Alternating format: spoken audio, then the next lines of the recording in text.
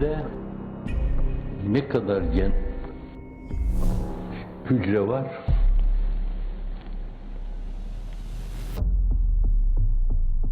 Bilim adamlarının saydığına göre 10 milyar.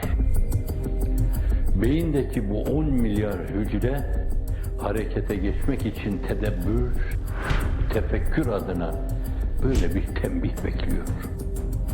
Allah onları oraya koyduğuna göre, o kadar asker orada bulunduğuna göre bence onunla çok şey fethedebilirsiniz. Ama zannediyorum onlar da uykuda. Evet, uykuda.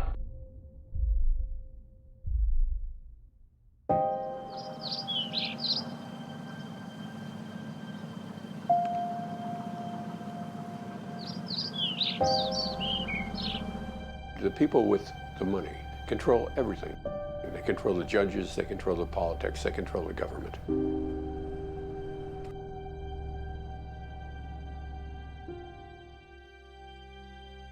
Every place I've been, I've discovered the same pattern, that the money controls everything.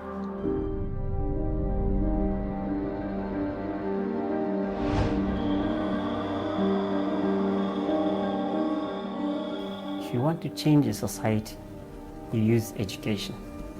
Whether in Nigeria, America, Turkey, wherever you go, you use education.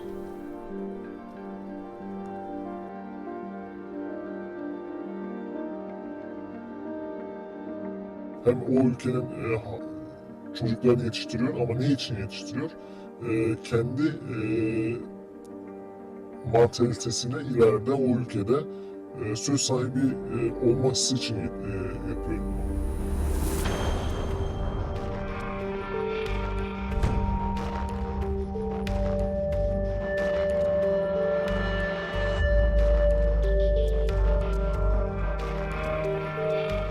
Something is fishy going on here.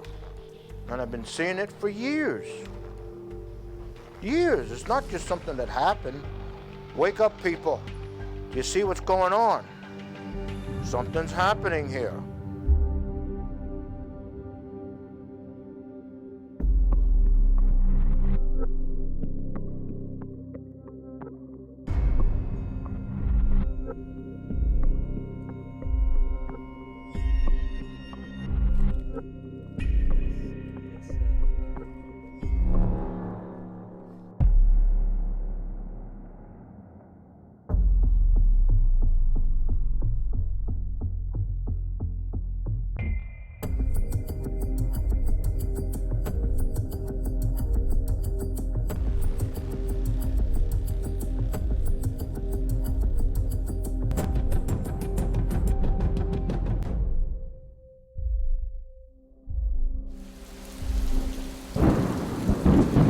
When you try talking to people about it, they think you're crazy.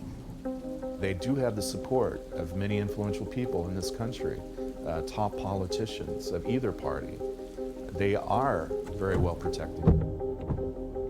Why are they so secretive? Well, I'd be secretive too if I were stealing hundreds of millions of dollars. How do you get $50 billion? Come on. You're not getting it from, you're not getting contributions at the mosque. $1 billion US. Can you imagine? A radical Islamic movement is running the largest charter schools in America. I guess it's how they're allowed to get away with it. Like, who are they connected to here? Why are we allowing this? What is going on? What is the thought process? I don't have a good answer to that right now. We have problems coming. It could be a year from now, 2 years from now. Nobody knows. But when the time is right, they will act.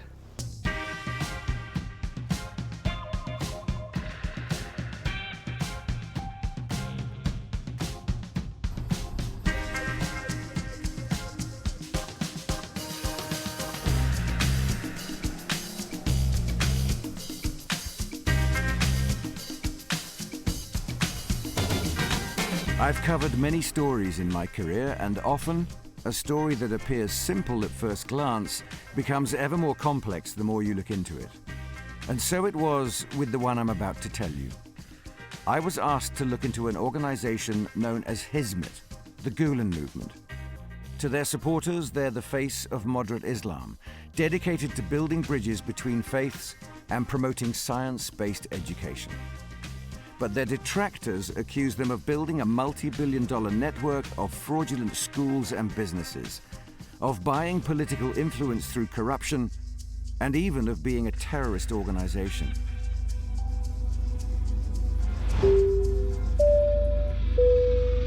Attention passengers, we've now reached our destination. I started an investigation that was in equal measure an experience of clarity and confusion, following a trail that became more and more complicated as it moved along. Is it often like this? Huh? At this time of year, is this Seems sort of... no. It's supposed to be nice tomorrow. It might lay up around, later on. Yeah. So. My first stop was the Pocono Hills in Pennsylvania, Saylorsburg, population 1,126. A sleepy town with one claim to fame.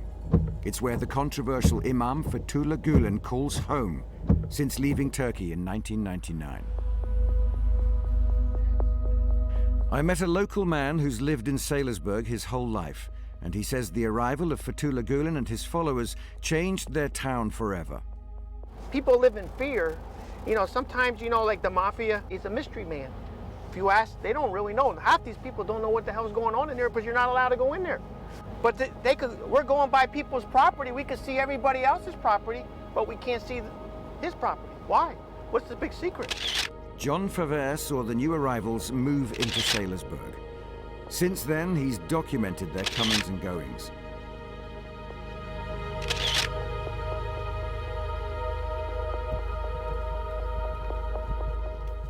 He drove with me to the compound, but wouldn't get out of the car because he says he's afraid.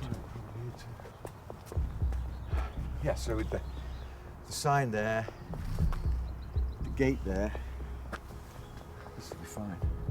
Okay. All right. You okay in the middle of the road? Yep. I can move if so. Okay. Yeah. All right, so piece of camera, take one. So the retreat or camp or whatever it's called by the people around here and beyond is extremely discreet. There's a small sign up that lets you know where it is, but otherwise driving past, blink and you'd miss it. It's really tucked away within a rural community, and unless you were looking for it, you wouldn't know it was here.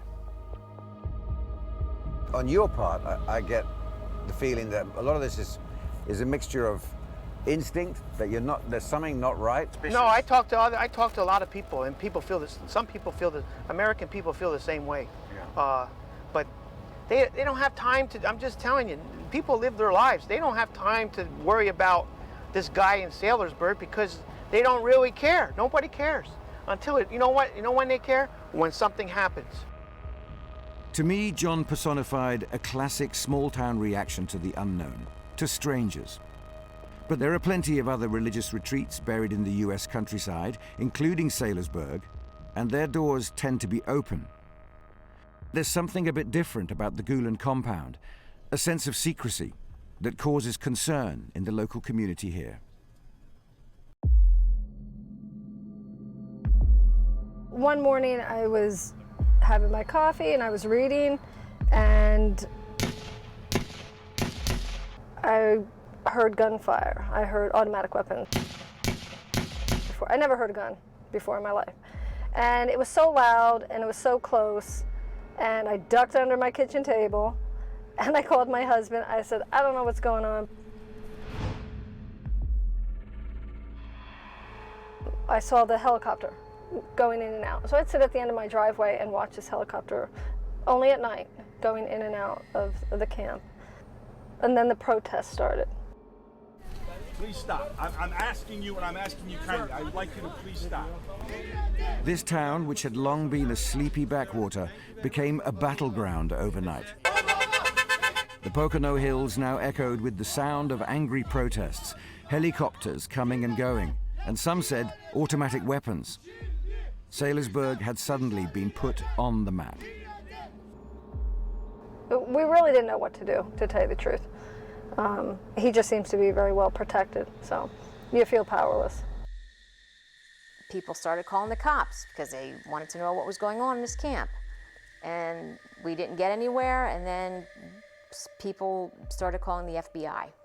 It was shortly after the calls were coming in that the camp decided to go underground with their shooting range.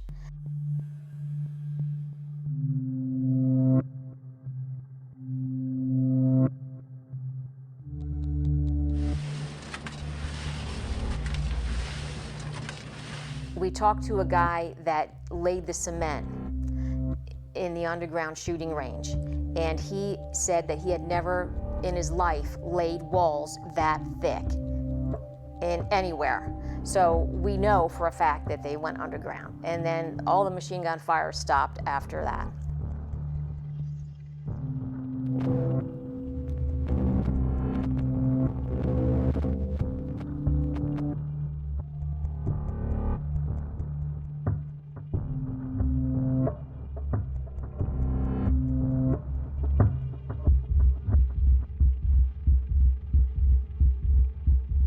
I know that there's been some underground building there below the house.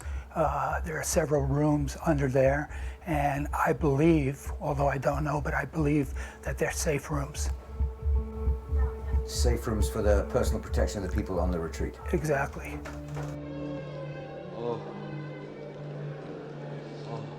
The people of Saylorsburg believe the arrival of Fethullah Gulen and his followers has divided a once close-knit community. They accuse local officials of being bought off with gifts and bribes, while they turn a blind eye to the activities at the compound. And then we knew he was some kind of great religious leader from Turkey that moved over here and bought this piece of property, and he's going to have his followers come over here and use this as a, I guess, a retreat.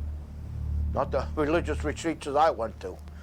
I know religious retreats, you don't have armed guards around, where you need security to go in.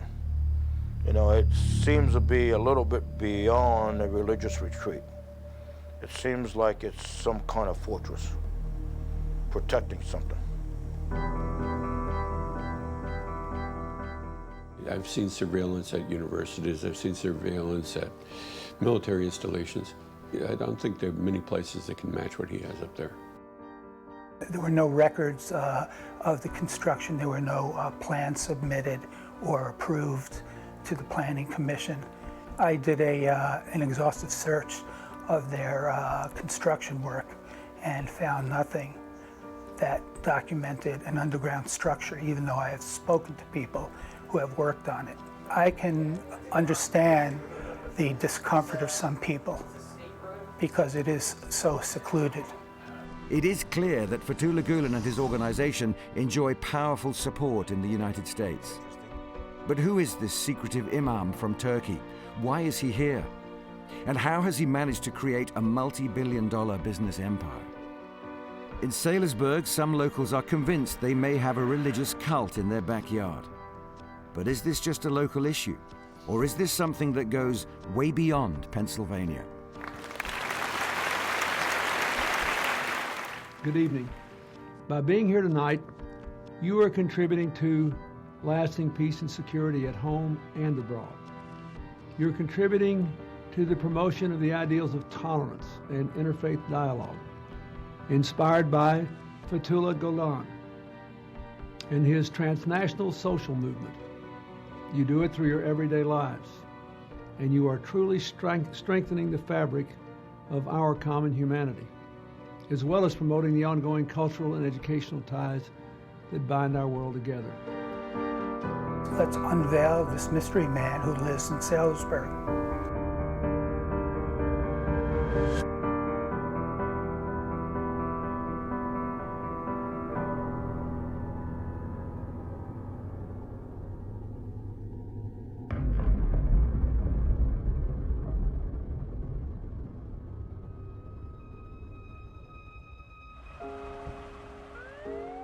I grew up in a place where it was a pretty bad neighborhood that had gangs and a lot of bad things going on.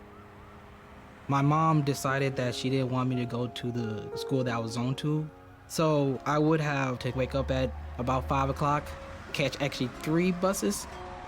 So it took me about an hour and a half to get here. A calculated risk for a then 12-year-old boy. But I think the school was worth it. The school is Harmony Science Academy, 3 buses and a world away from Brandon Okafor's life in the Alief area of West Houston.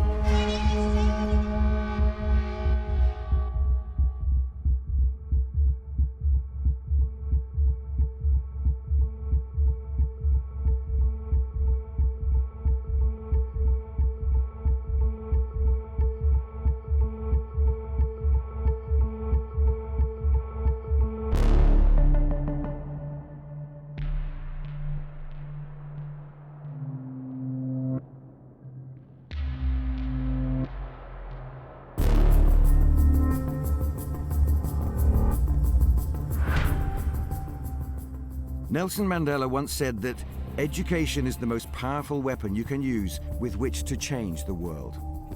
But what happens if the weapon of education is used in the wrong way? I'm now leaving the Poconos behind and traveling to East Coast America, Massachusetts, where I've been told parents and educators are gathering to try to stop a new Gulen school opening in the area. This is the small town of West Springfield, a typical American community. So why would an imam from Turkey want to open a school here? For more than a decade, filmmaker Mark Hall has been investigating Fethullah Gulen's activities in the American education business. And tonight he's screening his documentary on the activities and practices of these schools. Privately managed schools that are funded with taxpayer dollars. It's a perfect storm that's destroying American public education.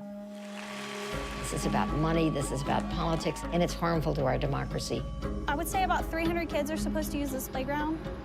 There seemed to be some treatment differently of minority students, minority teachers, and females.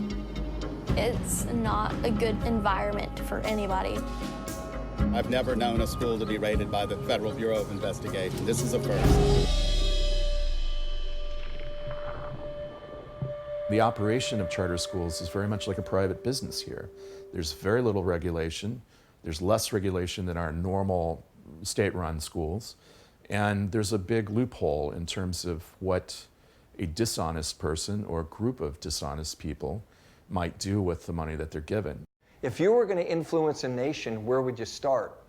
The young, charter schools.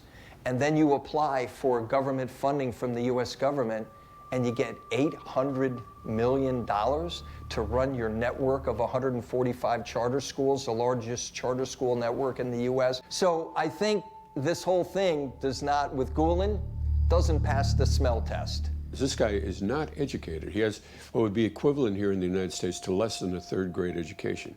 Can't speak a word of English.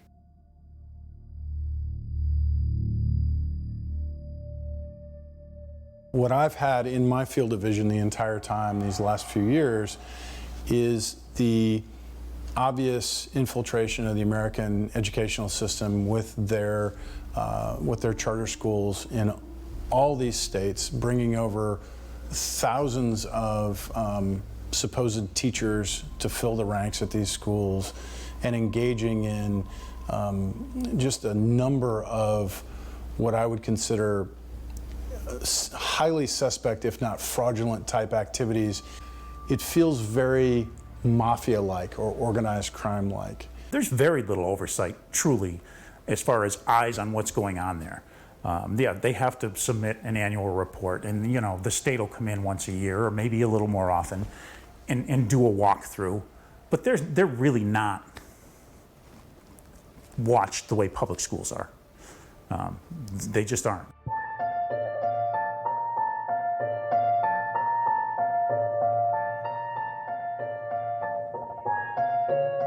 But it's not just about education. These schools are generating what some say are huge profits for the network, money that comes from the United States taxpayer. One of the most controversial activities of Fethullah Gulen's schools in America is a small piece of paper called the tuzuk. This is a contract that Turkish teachers in the schools have to sign, handing back almost half their salary in a cash payment to the network.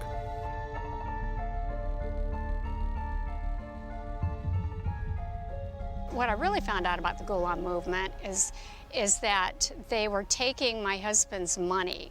So I asked him after we got married, I said, you know, you're not contributing enough to the household. And he goes, well, you don't know, I don't have that much money. And I said, yes, I know how much money you make. I know because you came over on an H-1B visa. And he said, yeah, that's what it says I make, but I don't actually make that. There is an agreement with the school where I have to give back 40% of my salary in cash. They're required through the Gulen organization, it's called a tuzuk, to kick back some percentage up to about 40% of their pay, and they directly kick that back in cash. They're offered a job at, you know, $50,000, but really they're making $28,000, and that other $22,000 gets kicked back to the school director or the school principal, and that gets funneled back to the Gulen organization. They're receiving in excess of $729 million each year in tax dollars. So it's a large sum of money that is often given back to the political class here in the United States, and that influences their opinion. But I was just blown away by the concept of that. Just think of the thousands of kids that came through the system, thousands of kids graduating each year. The network that he has in academia is phenomenal.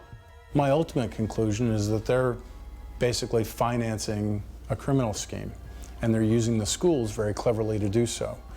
And the schools are funded by American taxpayers, so they have figured out a way to tap into American taxpayer funds to fund their larger political organization.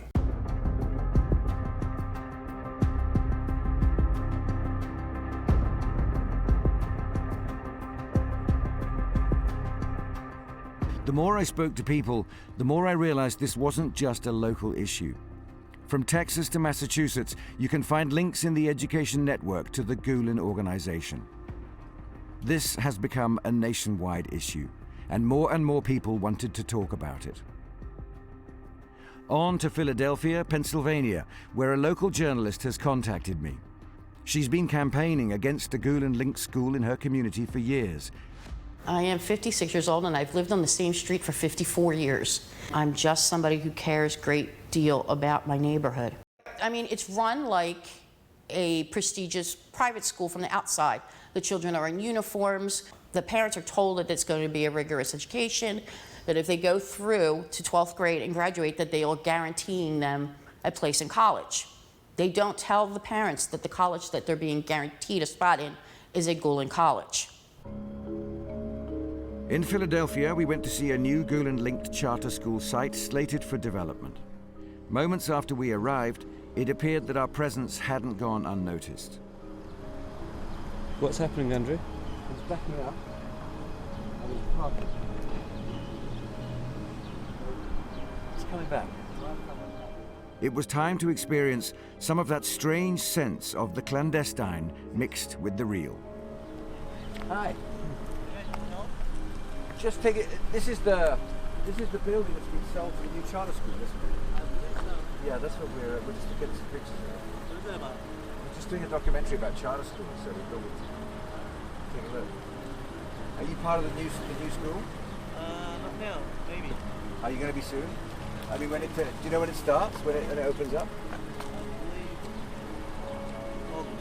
August. Thank you, guys. Okay.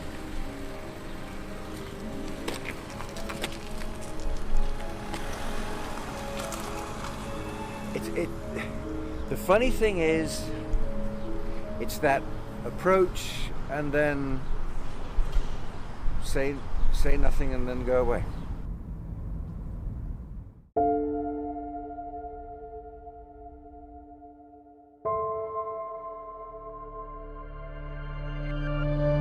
Opponents of Gulen-linked schools in Philadelphia accuse them of targeting children in low-income areas and taking money from the government while delivering substandard education.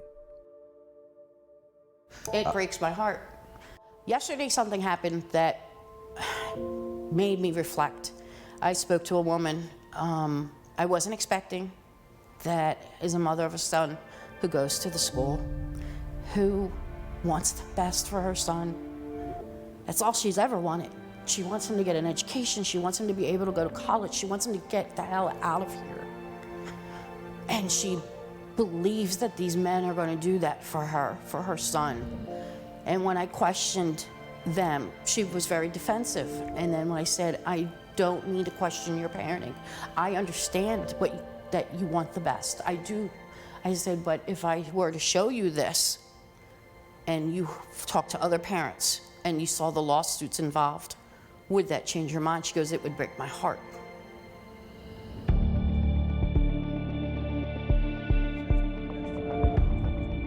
It is a pack of lies, and these parents deserve better, and these children certainly deserve better.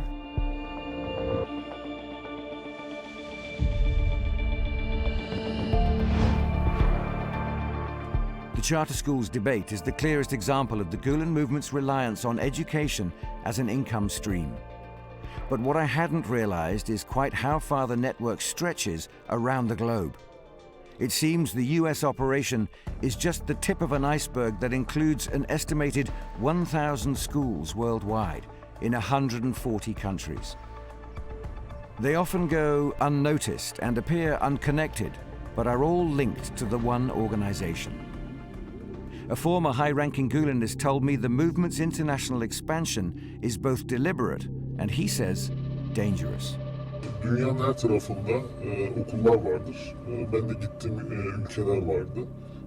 İlk gittiğim yerde tek Türk olarak ben vardım. İlk önce o gittiğim yerle alakalı raporlar hazırladım.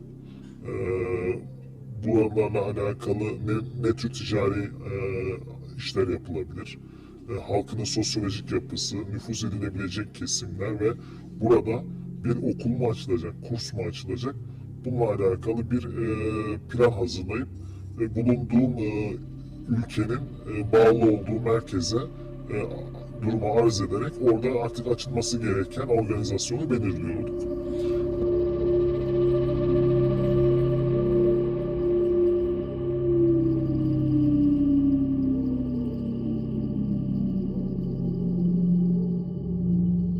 Everyone in Turkish society knows that education is the key to a better life standard and a better future.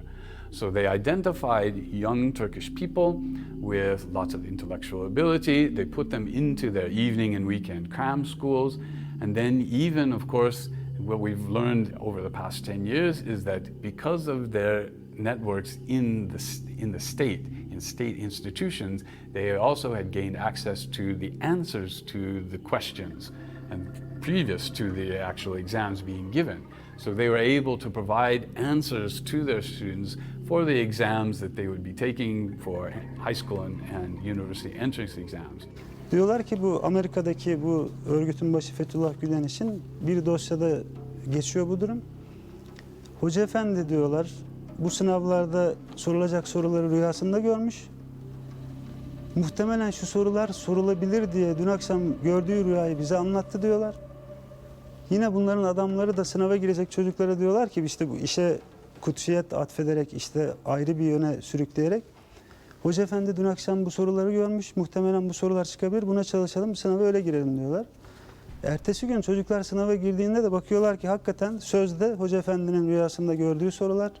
Yetiştirdiğiniz çocuklar vasıtasıyla o ülkelerde söz sahibi olabilmek. O ülkeyi kontrol altına alabilmek.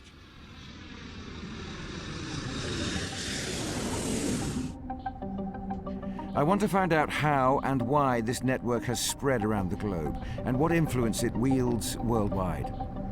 My first stop is the Balkans. Here there are dozens of schools, universities and educational institutions linked to Fethullah Gulen. But one country, Serbia, has taken a stand against them. I want to find out why.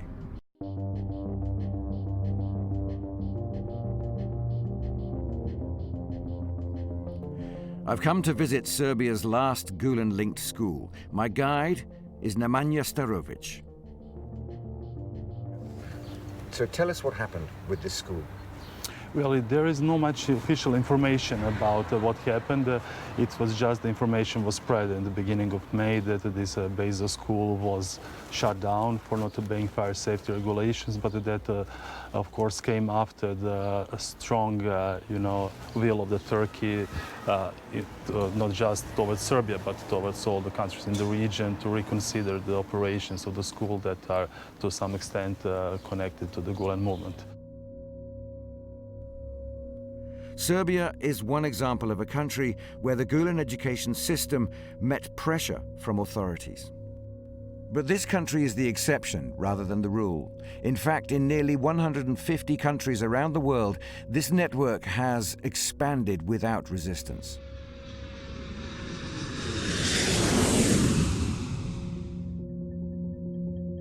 As far back as the 1990s, Gulen schools were setting up in Africa, particularly the Saharan states. Nigeria is one of the big ones. It's got enormous oil wealth and grinding poverty. But this is still Africa's richest economy, a country that is open for business to all. The Gulen-linked schools here do good business with students from elite families. We went to the capital, Abuja, home to many of Africa's most powerful politicians and wealthiest entrepreneurs.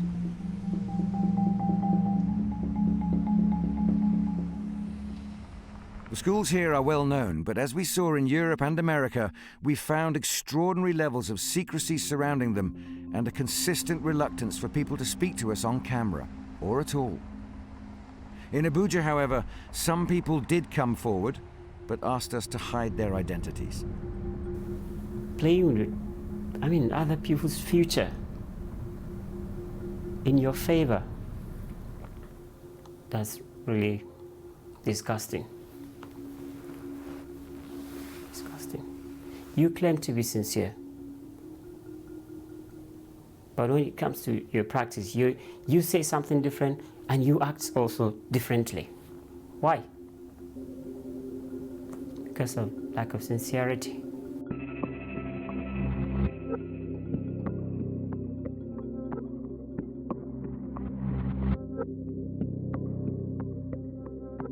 Most politicians we have in Nigeria today have their kids in the school.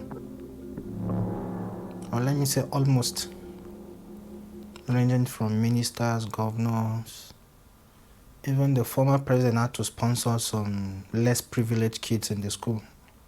I think that was 6 years ago. And they all graduated from the school.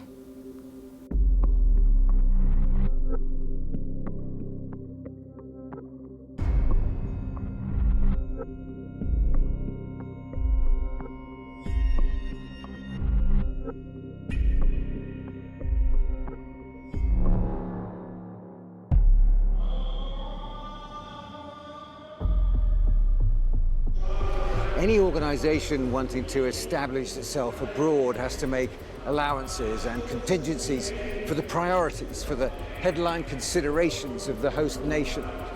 In the case of Nigeria, that is religion. Islam and Christianity in pretty much equal measure.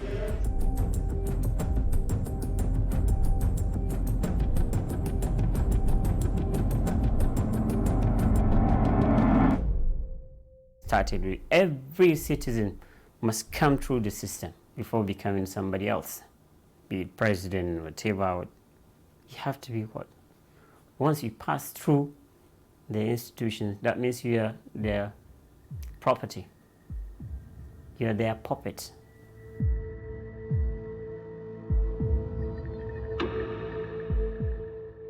As we traveled further, a common theme began to emerge. Again and again, we were told that the Gulen movement is an organization with two faces.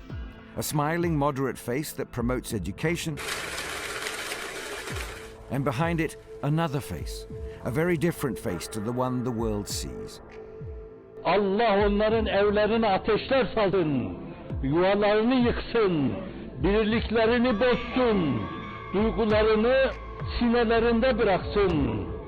What they would do is they would give scholarships to smart children of poor families and create a sense of being indebted these kids who would otherwise become shepherds or bus drivers would become governors, admirals, judges, members of parliament, even ministers, would feel that they came to those positions not because they deserved it or they worked hard for it, but because their spiritual leader, Mr. Gülen, made them.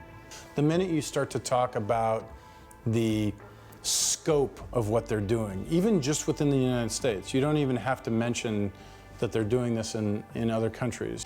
It becomes a little much for people to wrap their heads around. It seems as though you're wandering into fiction. It can't possibly be true.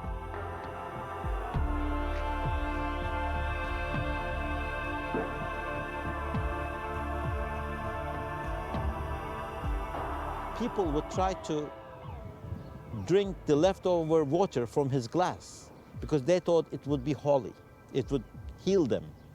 People would try to grab the napkin that he would use, the used napkin, and keep it as a souvenir, thinking that that would help them with their problems. This had become a sickness, a psychological disorder after a period of time. This guy knows how to milk the system like nobody else. He has been like in this one depressed area here in northeastern Pennsylvania. He sets up like Turkish cultural societies, Turkish arts festivals. And you see, people who are just so enamored and they're so enraptured with this concept of diversity. They have to be diverse, they gotta be multicultural, support the, and Gülen knows that. He's been making millions and millions and millions just off these groups that he sets up almost overnight. These are just the nice people who took me on a trip to Turkey.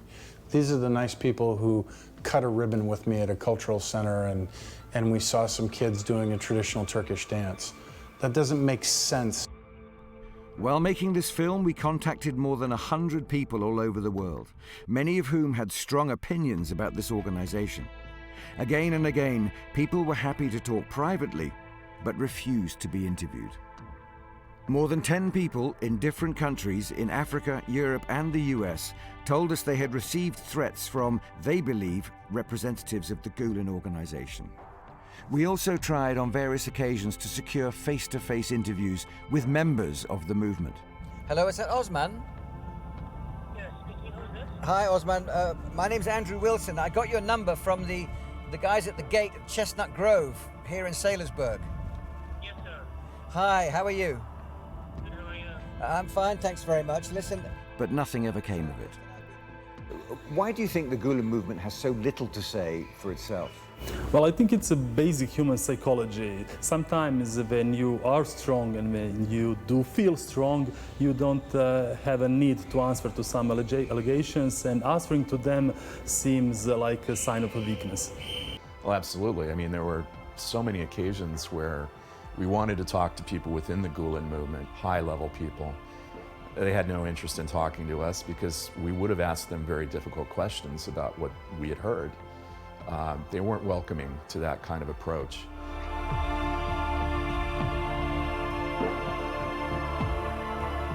Bulunduğunuz arkadaşlarınız, çalışılan kurumlar farklı oluyor.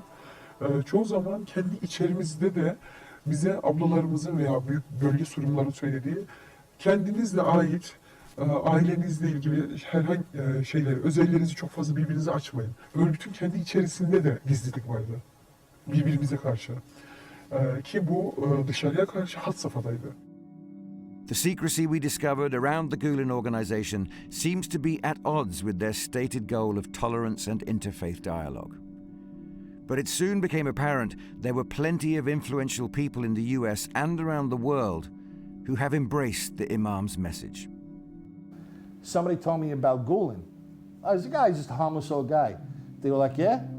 Try to look at some of the links where he loses his mind. I'm like, what do you mean loses his mind?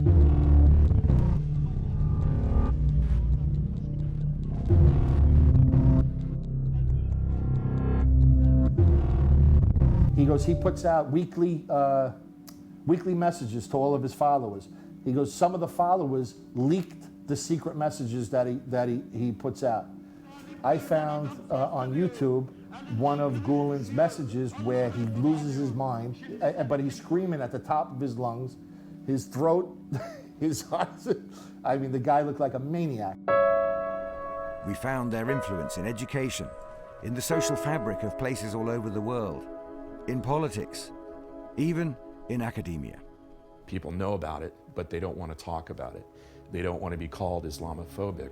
They don't want to be called xenophobic. Some of the things that the Gulen himself is talking feels like a music to some ears in the Western society. They even call him the Calvin of the Islam, someone who is willing to reform the Islam to make it moderate, who is promoting interfaith dialogue and so on and so on. In the United States at this point, our leadership, our politicians, our government is really seeking out that moderate form of Islam that we can somehow identify with in the post 9/11 years. I mean, we were violently attacked in this country by a group of people that seemed to identify with this religion. And so when people come to us and say, you know, we really don't believe in this kind of hardline fanaticism, you know, we're science-based, we believe in the same things you do. And the Gulen movement is very good at this. I mean, they're dressed in Western clothing. They're highly educated in most instances. And at least on first blush, these people seem to be the kinds of folks that we would love to have in our country. By now, we had established a kind of modus operandi for the Gulen movement. In country after country, we heard about the secrecy, the money, the aggressive expansion, the infiltration of political elites, and providing education to future leaders around the world. But to what end? On the night of July 15th, 2016, some of these threads came together.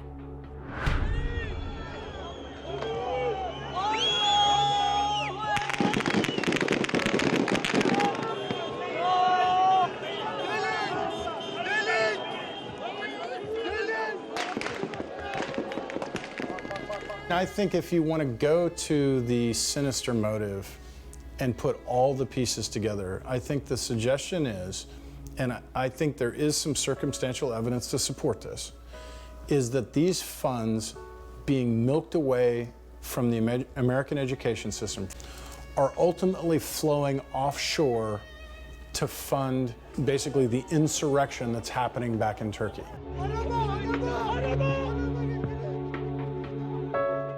Did those nickels and dimes or whatever add up and buy bullets that were fired into the presidential palace in Ankara? Now, nobody wants to hear that. Everybody thinks that's some sort of a bizarre Jason Bourne plotline, but that is the fear.